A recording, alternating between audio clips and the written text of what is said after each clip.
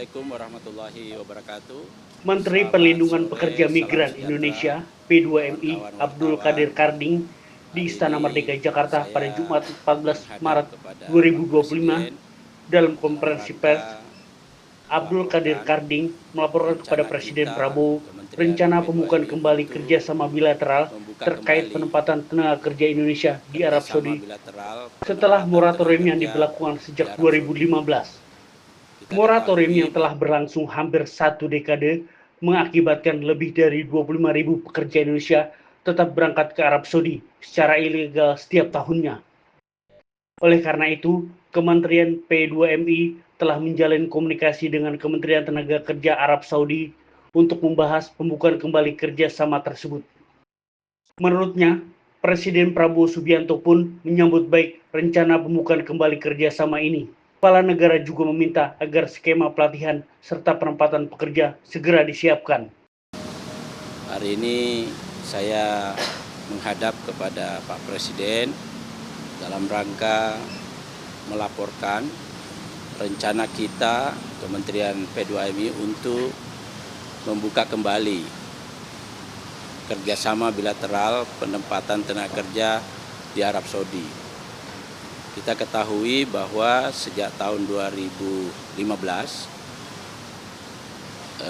kesepakatan kerjasama dengan Arab Saudi itu dimoratorium oleh pihak kita di Indonesia, dan sampai sekarang memang sejak dimoratorium sampai sekarang itu ada satu hal yang merisaukan kita karena ada 25.000 minimal setiap tahun orang kita secara ilegal atau unprosedur berangkat ke Arab Saudi.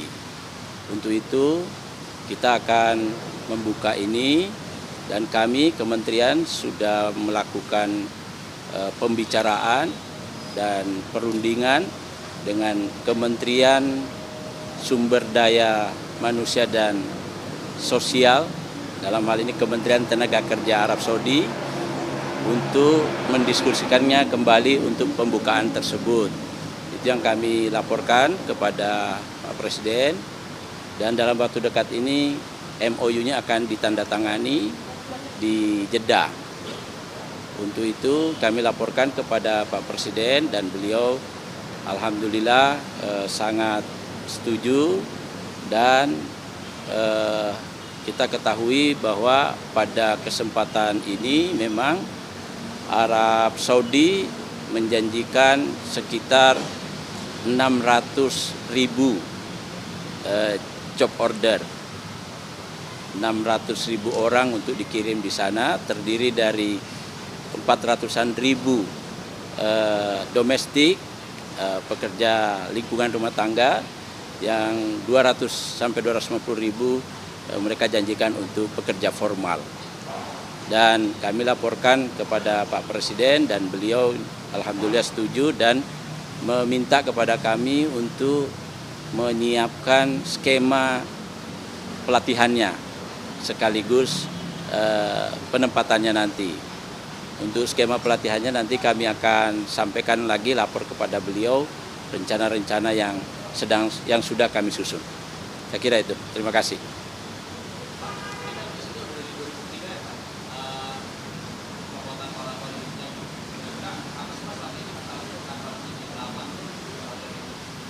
Ya, selama ini memang kita ketahui di Arab Saudi itu perlindungannya sangat minim. Kenapa kita melakukan moratorium? Karena perlindungannya sangat minim. Di bawah Raja baru ini, MBS ini,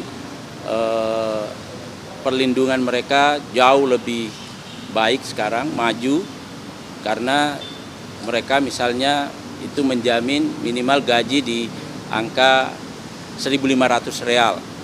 Lalu ada perlindungan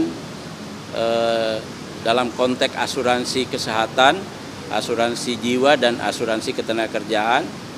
Lalu kemudian juga ada integrasi data. Jadi yang unprocedural otomatis akan masuk datanya nanti dan kita kontrol bersama. Jadi kami integrasi data mereka dengan data kita, Cisco kita. Jadi insya Allah ke depan jauh lebih baik. Tawaran pola kerjasama mereka sebenarnya sama dengan yang terjadi sekarang ini dengan Hong Kong dan Taiwan. Jadi perusahaan penempatan P3MI bekerja sama dengan agensi. Nah, di sini agensinya dikontrol oleh BUMN tenaga kerja namanya Musanet. Dikontrol dalam banyak hal. Jadi orang majikan itu kalau mau ngambil pekerja, dia harus daftar dulu ke Musanet sini. Dan harus punya deposit untuk gaji. Harus ada deposit untuk gaji. Yang menarik lagi bahwa setiap selesai kontrak 2 tahun, untuk orang Indonesia dikasih bonus umroh sekali. Ada lagi? Makasih ya.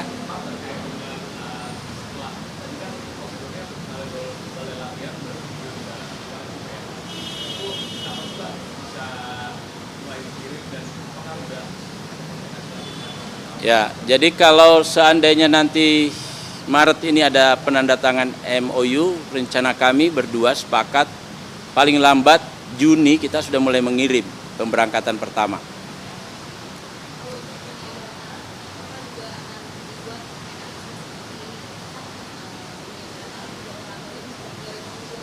Ya kita lihat karena mereka juga biasanya ikutnya Arab. Kalau Arab buka mereka juga ikut buka nanti.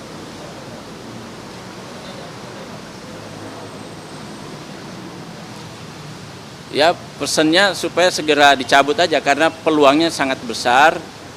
Devisa yang kemungkinan masuk dari situ 31 triliun. Devisa remitensi yang akan masuk kemungkinan kalau kita bisa menempatkan 600.000 lebih.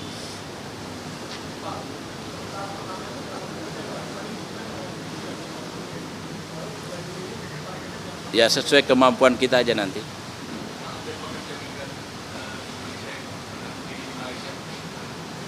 Yang? Oh, saya belum. Nanti saya update nanti ya. Datanya belum masuk ke saya. Pasti semua kasus kita tangani semua, termasuk ada kasus Yeti di Peru kita sudah komunikasi semua, ada kasus Eva yang viral kemarin itu kita tangani semua. Jadi model penanganan sekarang kita harus cepat dan harus terkonek langsung dengan keluarga dan pengirim. Kalau dia prosedural, tapi kalau dia nggak prosedural kita koordinasi dengan Kemenlu atau atas kepolisian atau atas pertahanan. Belum. Nanti ini saya pelajari setelah ini.